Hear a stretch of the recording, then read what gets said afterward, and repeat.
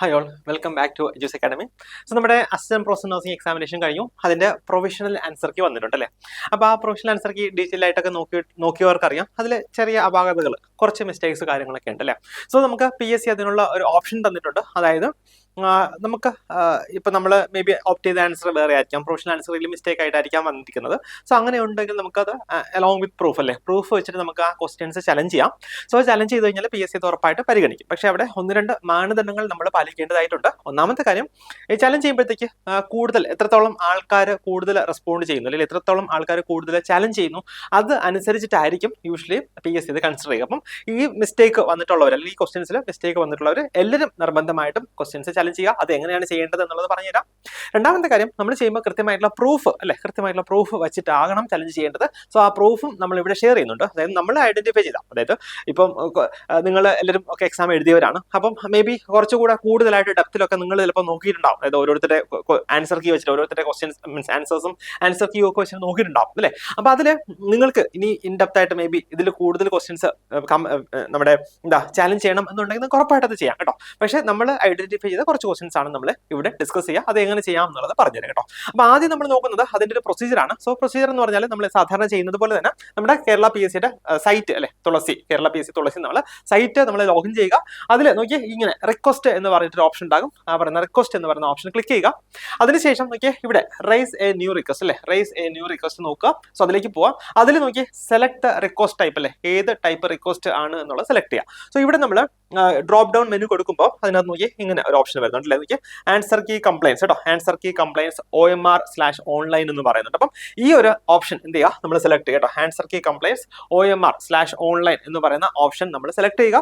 അതിനുശേഷം എന്താണ്, ഇങ്ങനെ ഒരു വിൻഡോ ആയിരിക്കും ഓപ്പൺ ആയി വരിക. നോക്കിയാൽ ഫയൽ എ കംപ്ലൈന്റ് കേട്ടോ, ഫയൽ എ കംപ്ലൈന്റ് എന്ന് പറയുന്ന ഓപ്ഷൻ ക്ലിക്ക് ചെയ്യുക.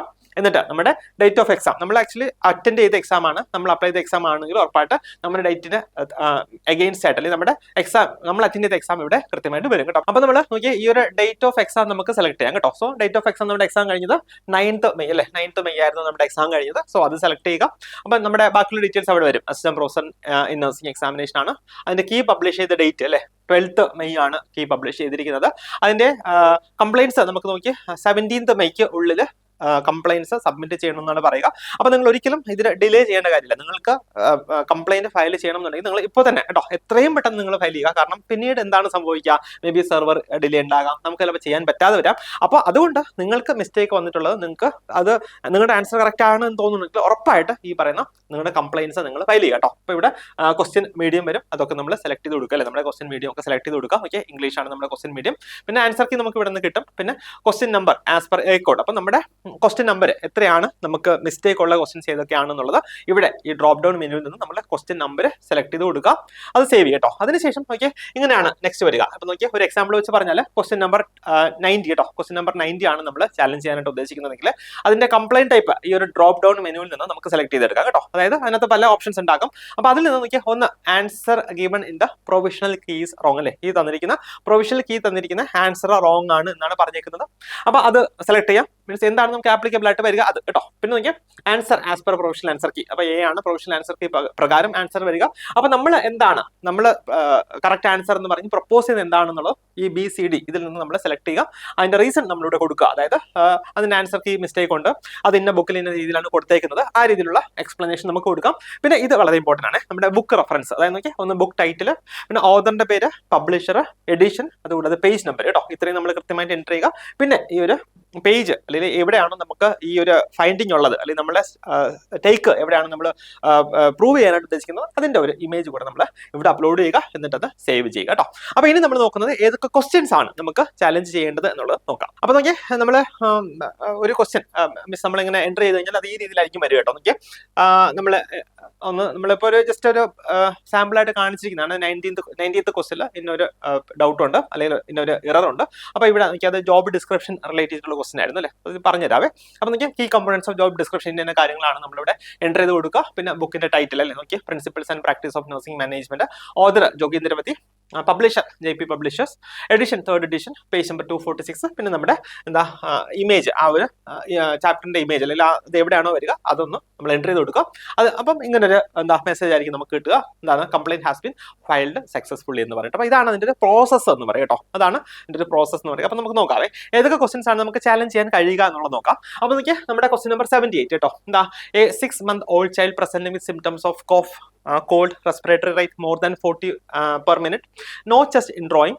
Under which classification of acute respiratory disease will this child fall as per IMNCA program? അല്ലേ? അപ്പോൾ ഇതിൽ PSC ആൻസർ കീ എനിക്ക് തോന്നുന്നു ഓപ്ഷൻ ബി അല്ല, ഓപ്ഷൻ ബി ആണ് ആൻസർ കീ ആയിട്ട് വന്നിരുന്നത്. പക്ഷേ ഇവിടെ കറക്റ്റ് ആൻസർ ഓപ്ഷൻ എ ആണ്, നോ ന്യൂമോണിയ കേട്ടോ. നോ ന്യൂമോണിയ ആണ് ഇവിടെ കറക്റ്റ് ആൻസർ ആയിട്ട് വരിക.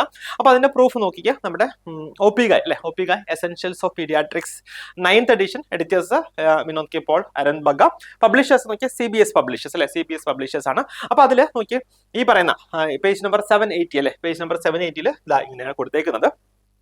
അതായത് നോക്കിയാൽ അവിടെ നമ്മുടെ എക്സാമിന് ക്വസ്റ്റ്യൻ ചോദിച്ചാൽ 6 months old ചൈൽഡ് ആണല്ലേ. അപ്പോൾ 6 months old ചൈൽഡ് ആണെങ്കിൽ യൂഷ്വലി നോക്കിയാൽ 2 months up to 12 months 50 breaths per minute മുകളിലേക്ക് വന്നു കഴിഞ്ഞാലാണ് നമ്മളവിടെ ന്യൂമോണിയ പറയുക. ഇവിടെ 40 ആണ് പറഞ്ഞിരിക്കുന്നത്. അപ്പം ആസ് പെർ ഈ ഒരു റൂളിൽ എന്താണ് കുഞ്ഞിന് നോ ന്യൂമോണിയ അല്ലെ, ഓപ്ഷൻ എ ആണ് കറക്റ്റ് ആൻസർ ആയിട്ട് വരും കേട്ടോ. ഈ ഒരു രീതിയിൽ നമുക്ക് ഈ ക്വസ്റ്റ്യൻ ചാലഞ്ച് ചെയ്യാനായിട്ട് കഴിയും. രണ്ടാമത്തെ ക്വസ്റ്റ്യൻ നോക്കിയാൽ അഡ്മിനിസ്ട്രേഷൻ എന്നുള്ള നമ്മൾ നേരത്തെ കണ്ട ക്വസ്റ്റ്യൻ ആണ്. The job description should include all of the following components നോക്കിയാൽ എക്സെപ്റ്റ് എന്നാണ് ചോദിച്ചിരിക്കുന്നത്. എക്സെപ്റ്റ് എന്നാണ് ചോദിച്ചിരിക്കുന്നത്. അപ്പൊ ഇവിടെ PSC answer key option A ആണ് അല്ലേ. അതായത് ജോബ് ടൈറ്റിൽ വർക്കിംഗ് കണ്ടീഷൻസ് ഉണ്ടാവില്ലെന്നാണ് പറഞ്ഞിരിക്കുന്നത്. പക്ഷെ അത് മിസ്റ്റേക്ക് ആണ്, കാരണം ഇവിടെ എക്സെപ്റ്റ് ആണ് ചോദിച്ചിരിക്കുന്നത്. അപ്പൊ അങ്ങനെയാണെങ്കിൽ എന്താണ് ഓപ്ഷൻ സി അല്ലെ, ഈ 3 only, അതായത് ഫിസിക്കൽ സ്കില്ല് മാത്രമാണ് അതിനകത്ത് വരാത്തത്. അപ്പം ഓപ്ഷൻ സി ആണ് ഇവിടെ നോക്കിക്കുക കറക്റ്റ് ആൻസർ ആയിട്ട് വരിക. അപ്പൊ നമുക്ക് ഈ ഒരു ക്വസ്റ്റ്യനും ചാലഞ്ച് ചെയ്യാം. അപ്പൊ അത് നമ്മൾ നേരത്തെ കാണിച്ചില്ലേ, അതേ റെഫറൻസ് ആണ് നോക്കി ഈ പറയുന്ന principles and practice of nursing management and leadership അല്ലെ. ലീഡർഷിപ്പ് ഈ ബുക്കിന്റെ ഓതർ ജോഗീന്ദ്രവതി മാഡം ആണ്, 3rd എഡിഷൻ കേട്ടോ, JP പബ്ലിഷേഴ്സ് ആണ്. സോ അതിന്റെ നോക്കിയ പേജ് നമ്പർ 246 അല്ലെ, പേജ് നമ്പർ 246 ഇങ്ങനെയാണ് പറയുന്നത്. കീ കമ്പോണൻസ് ഓഫ് ജോബ് ഡിസ്ക്രിപ്ഷനിൽ എന്തൊക്കെയാണ് വരിക, ജോബ് ടൈറ്റിൽ, പിന്നെ ബാക്കിയുള്ള job summary, duties, responsibilities, required qualification, reporting structure, work environment പറയുന്നുണ്ട് നോക്കി, പിന്നെ ഫിസിക്കൽ ഡിമാൻഡ്സ്, അതുകൂടാതെ നോക്കി പിന്നെ സാലറി റേഞ്ച് പറയുന്നുണ്ട് കേട്ടോ. നമുക്ക് നോക്കി ഇവിടെ പിന്നെയും ഡൗട്ട് വരാം കേട്ടോ, ഡൗട്ട് വരാം എങ്കിലും നമുക്ക് തന്നിരിക്കുന്ന കേട്ടോ, അതായത് വർക്കിംഗ് കണ്ടീഷൻസ് ആണ് ഇവിടെ പറഞ്ഞിരിക്കുന്നത്, അവിടെ വർക്കിംഗ് എൻവയോൺമെന്റ് ആണ് പറഞ്ഞിരിക്കുന്നത്, ഇവിടെ ഫിസിക്കൽ സ്കില്ലാണ് പറഞ്ഞിരിക്കുന്നത്, അവിടെ ഫിസിക്കൽ ഡിമാൻഡ് ആണ് കേട്ടോ. അപ്പം യൂഷ്വലി ഫിസിക്കൽ ഡിമാൻഡ് നമ്മുടെ ഒരു എന്താ ജോബ് സ്പെസിഫിക്കേഷന്റെ ഒരു എന്താ ക്രൈറ്റീരിയ ആയിട്ടാണ് വരിക അല്ലെ. അപ്പം അതുകൊണ്ട് തന്നെ ഇവിടെ ഓപ്ഷൻ സി നമുക്ക് കറക്റ്റ് ആൻസർ ആയിട്ട് ചൂസ് ചെയ്യാം. ഈ രീതിയിൽ നമുക്ക് എന്ത് ചെയ്യാം, നമ്മുടെ ക്വസ്റ്റ്യൻസിന്റെ അല്ലെങ്കിൽ പ്രൊഫഷണൽ ആൻസറിന്റെ എന്താ കറക്ഷൻസ് നമുക്ക് ചാലഞ്ച് ചെയ്യാം കേട്ടോ. അപ്പം നിങ്ങൾക്ക് മിസ്റ്റേക്ക് വന്നിട്ടുള്ള ഇതുപോലത്തെ ക്വസ്റ്റ്യൻസ് ഉണ്ടെങ്കിൽ ഈ രീതിയിൽ നമുക്ക് ചാലഞ്ച് ചെയ്യാം. സോ എല്ലാവർക്കും ഓൾ ദി ബെസ്റ്റ്.